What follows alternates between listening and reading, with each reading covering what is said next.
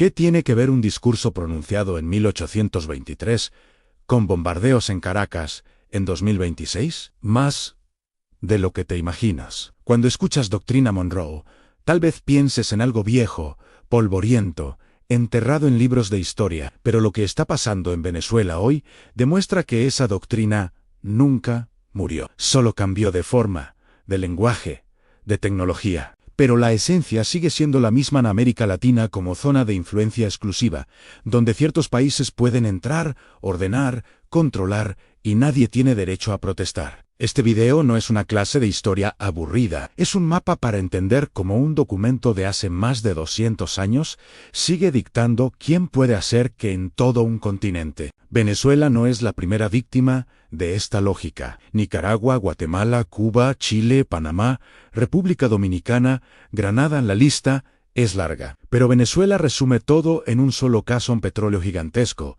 gobierno desafiante, alianzas incómodas, crisis interna profunda y una intervención que se presenta como rescate, pero funciona como ocupación. Si entiendes cómo Venezuela encaja en 200 años de Doctrina Monroe, entiendes el patrón completo. Y si entiendes el patrón, sabes qué esperar cuando otro país de la región decida salirse del guión, porque la doctrina no se aplica una sola vez y desaparece. Se repite, se refina, se adapta, y está más viva que nunca. Para entender por qué Venezuela resume 200 años de Doctrina Monroe, primero hay que entender qué fue realmente esa doctrina. En 1823, el presidente estadounidense James Monroe pronunció un discurso que, en apariencia, era defensivo. Decía que cualquier intento de las potencias europeas de colonizar territorios en América sería visto como amenaza a la seguridad de Estados Unidos. Sonaba casi noble proteger al hemisferio de los viejos imperios, pero detrás de esas palabras había una lógica mucho más ambiciosa. Estados Unidos acababa de independizarse y empezaba a expandirse. Tenía un territorio enorme, recursos abundantes y vecinos débiles o en proceso de independencia. Europa estaba lejos, pero activa en el Caribe y América Latina. Entonces, la doctrina cumplía dos funciones al mismo tiempo. Hacia afuera, decían Europa, quédense en su continente. Hacia adentro, decían este hemisferio, es nuestro campo de juego. Durante décadas, esa doctrina fue más discurso que práctica. Estados Unidos no tenía poder militar suficiente para aplicarla en toda la región. Pero a medida que creció, la doctrina también creció.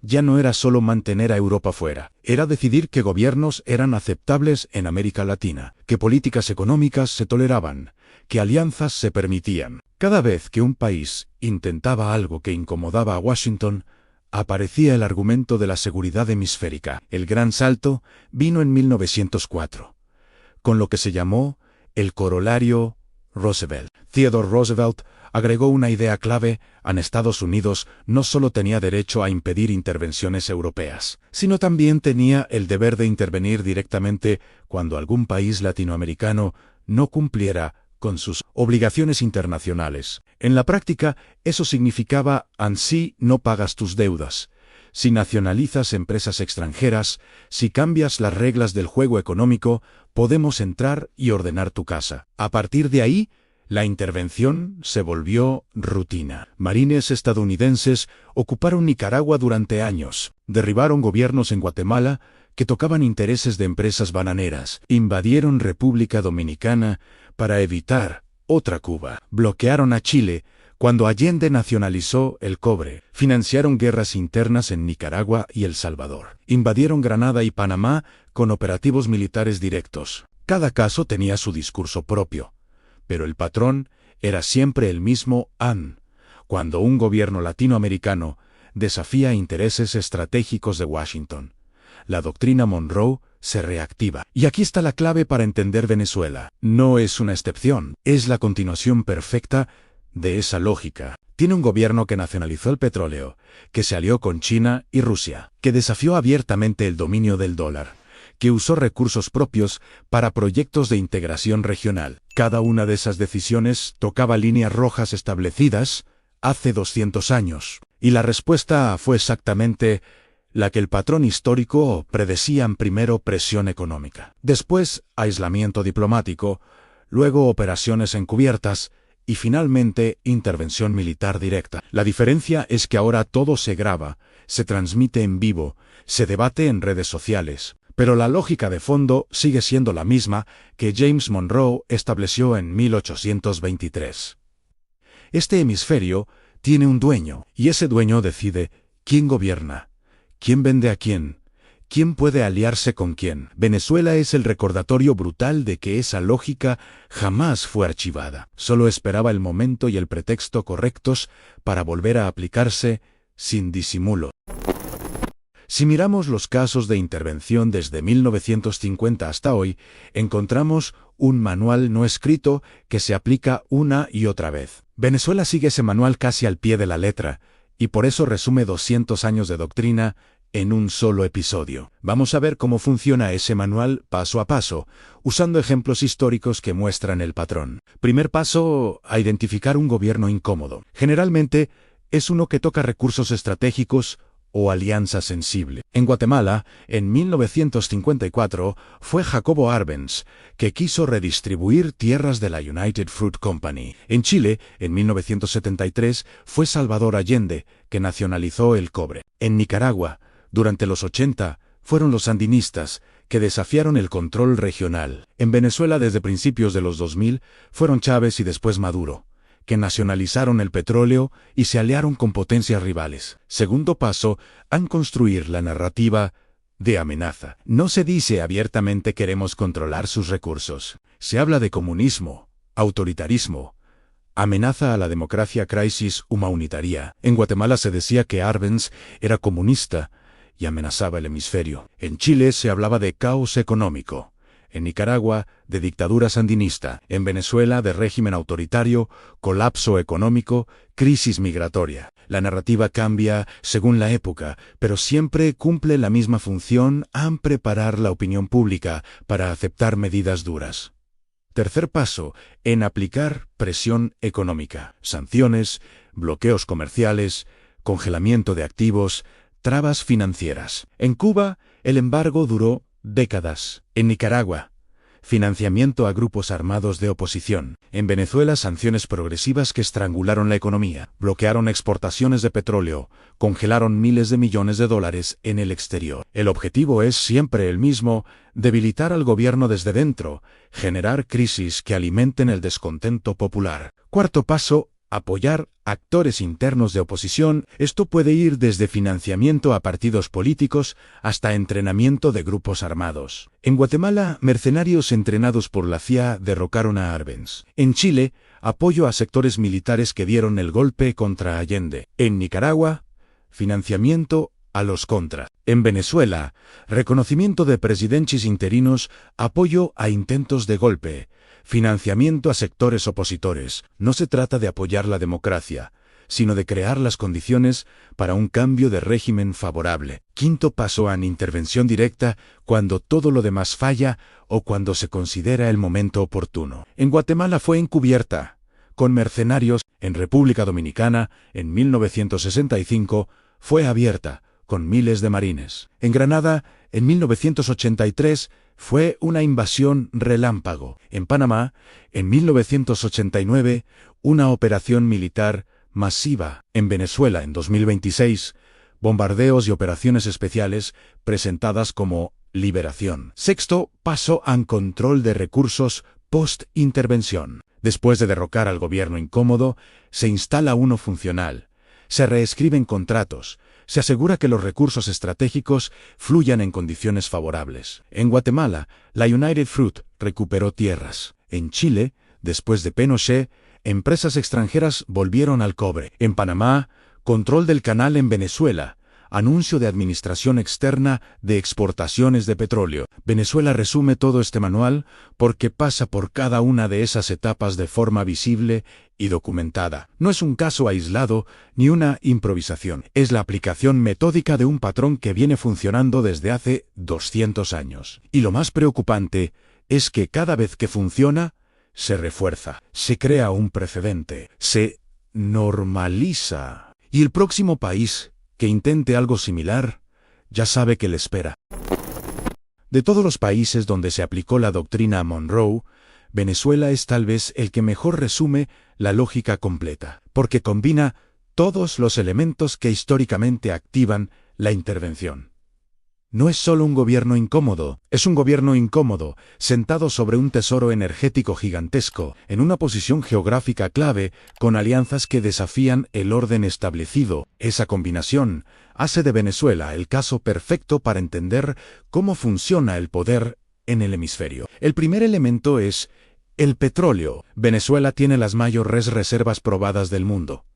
Eso no es un detalle menor, es poder en estado líquido. Durante el siglo XX, controlar el petróleo significaba controlar economías, ejércitos, rutas comerciales. Aunque se hable de transición energética, el crudo sigue siendo central. Y cuando un país con ese nivel de reservas decide usarlas de forma autónoma, vendiendo a quien quiera, en la moneda que prefiera, bajo contratos que no favorecen a las grandes corporaciones occidentales, se cruza una línea roja. El segundo elemento es la geografía. Venezuela está en el norte de América del Sur, cerca del Caribe, en una zona que Washington siempre consideró estratégica. Controla rutas marítimas, tiene frontera con Colombia, está cerca de centros de poder regional como Brasil.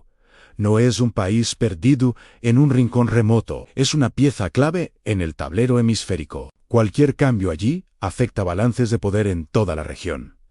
El tercer elemento son las alianzas. Desde principios de los 2000, Venezuela buscó activamente construir lazos con China, Rusia, Irán, vendió petróleo a China, en yuanes, recibió inversión y tecnología militar de Rusia. Mantuvo relaciones con Irán, a pesar de sanciones occidentales. Cada uno de esos movimientos no era apenas comercio, era una señal de que el mundo unipolar tenía grietas, de que había espacio para construir alternativas al dominio de Washington. El cuarto elemento es el desafío ideológico. Venezuela no solo tomó decisiones económicas autónomas, también construyó un discurso abiertamente antiimperialista, cuestionó el papel del Fondo Monetario Internacional, promovió proyectos de integración regional como ALBA y Petrocaribe, apoyó gobiernos progresistas en otros países. Ese desafío narrativo es casi tan peligroso como el desafío material, porque si un país muestra que es posible decir no y sobrevivir, otros pueden intentar lo mismo. El quinto elemento, y tal vez el más importante para activar la intervención, es la crisis interna, porque ninguno de los elementos anteriores bastaría si el país estuviera funcionando bien. Pero Venezuela entra en colapso económico brutal, hiperinflación, escasez, éxodo masivo, deterioro de servicio. Parte de eso es mala gestión, corrupción, errores de política económica. Parte es resultado de sanciones deliberadas, diseñadas para estrangular la economía. Pero el resultado es que se crea una situación humanitaria grave, y esa situación se convierte en justificación moral para la intervención. Cuando juntas todos esos elementos, tienes el caso perfecto. Un gobierno que desafía intereses estratégicos, controla recursos vitales, tiene alianzas incómodas, promueve narrativas antiimperialistas y además enfrenta una crisis interna que puede presentarse como prueba de que el modelo fracasó. No hace falta inventar pretextos. Los problemas reales se amplifican, se descontextualizan, se usan como argumento para aplicar el manual completo. Y por eso, Venezuela resume 200 años de doctrina Monroe, porque muestra que la lógica básica nunca cambió, solo se adaptó. Antes se hablaba de civilización contra barbarie, después de mundo libre contra comunismo, ahora se habla de democracia contra autoritarismo o ayuda humanitaria contra régimen corrupto. Las palabras cambian, pero la estructura es idéntica. Cuando un país latinoamericano cruza líneas rojas definidas en Washington, la doctrina se activa, y Venezuela cruzó todas las líneas al mismo tiempo. Si Venezuela resume 200 años de doctrina Monroe, entonces, lo que pasa allí no es solo historia del pasado, es manual para el futuro. Cada técnica probada, cada narrativa construida, cada paso del proceso de intervención se convierte en referencia para situaciones futuras. Y eso tiene implicaciones profundas para toda América Latina y para cualquier región del mundo que intente desafiar el orden establecido. La primera lección del caso venezolano es que la soberanía formal no garantiza autonomía real. Venezuela es un país independiente, con bandera, gobierno, ejército, asiento en Naciones Unidas. Pero cuando decidió ejercer control soberano sobre sus recursos y sus alianzas, enfrentó un nivel de presión que hizo esa soberanía casi nominal. Poder decidir quién gobierna, qué hacer con los recursos propios, con quién comerciar, en qué moneda, todo eso dejó de ser derecho automático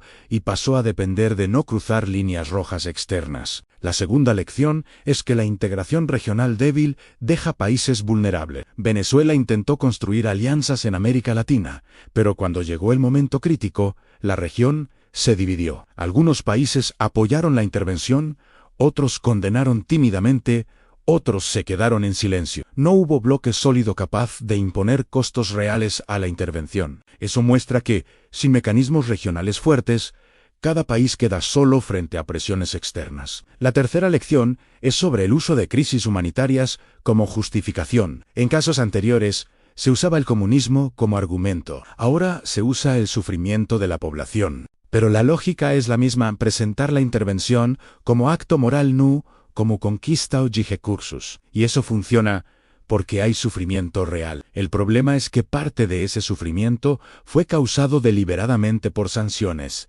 y después se usa como argumento para profundizar la intervención. Es un círculo vicioso, donde la presión genera crisis, y la crisis justifica más presión. La cuarta lección es tecnológica. Venezuela muestra cómo la guerra económica moderna es más sofisticada que en el pasado. No es apenas cortar comercio, es bloquear transacciones bancarias, congelar activos digitales, presionar intermediarios en terceros países, usar el control del sistema financiero global como arma. Eso crea un poder de destrucción económica que no requiere bombas, pero puede ser igual o más devastador. Y esa técnica, una vez perfeccionada, puede aplicarse a cualquier país que dependa del sistema financiero internacional. La quinta lección es narrativa. La batalla por controlar el relato de lo que pasa es tan importante como la batalla territorial. Venezuela enfrenta dos narrativas extremas: o es víctima pura del imperialismo, sin problemas internos, o es responsable única de su crisis, sin presión externa. Ambas son falsas, pero en la polarización se pierde el análisis complejo. Y eso facilita la intervención, porque quien domina el relato, domina la legitimidad. La sexta lección, tal vez la más preocupante, es que la doctrina Monroe está siendo actualizada para el siglo XXI. Ya no es apenas América para los americanos, es control de recursos estratégicos globales, administración de crisis a distancia, ocupaciones técnicas sin asumir responsabilidades coloniales visibles. Venezuela es el laboratorio donde se prueba ese modelo actualizado. Y si funciona allí, puede exportarse a otros contextos, en otras regiones, con otros pretextos. Para América Latina, Venezuela es espejo y advertencia. Espejo porque muestra cómo funciona realmente el poder hemisférico más allá de discursos diplomáticos. Advertencia porque señala que esperar si otro país intenta caminos similares. No se trata de copiar errores venezolanos, sino de entender que existe un patrón de respuesta externa a ciertos tipos de desafío, y ese patrón se repite con notable consistencia desde hace 200 años. Venezuela no es un accidente histórico, es la prueba viviente de que la doctrina Monroe nunca murió. 200 años después de aquel discurso de 1823, la lógica básica sigue intacta. América Latina es zona de influencia exclusiva, donde ciertos desafíos no se toleran, donde ciertos recursos no pueden controlarse de forma autónoma, donde ciertos gobiernos pueden ser removidos cuando incomodan demasiado. Entender esto no es pesimismo. Es realismo, es reconocer el patrón para poder enfrentarlo, construir alternativas, fortalecer defensas colectivas. Porque mientras cada país trate su situación como única, como excepcional, el manual se aplicará una y otra vez sin resistencia efectiva. Pero cuando se reconoce el patrón, cuando se entiende que Venezuela resume 200 años de historia, entonces se puede discutir seriamente cómo romper ese ciclo. Si este análisis te hizo conectar puntos que antes parecían sueltos, suscríbete al canal, activa las notificaciones y comparte este video con quien todavía piensa que la historia no se repite, porque la doctrina Monroe te está mirando, aunque no la veas. Y lo que pasa en Venezuela hoy puede estar tocando la puerta de tu país mañana.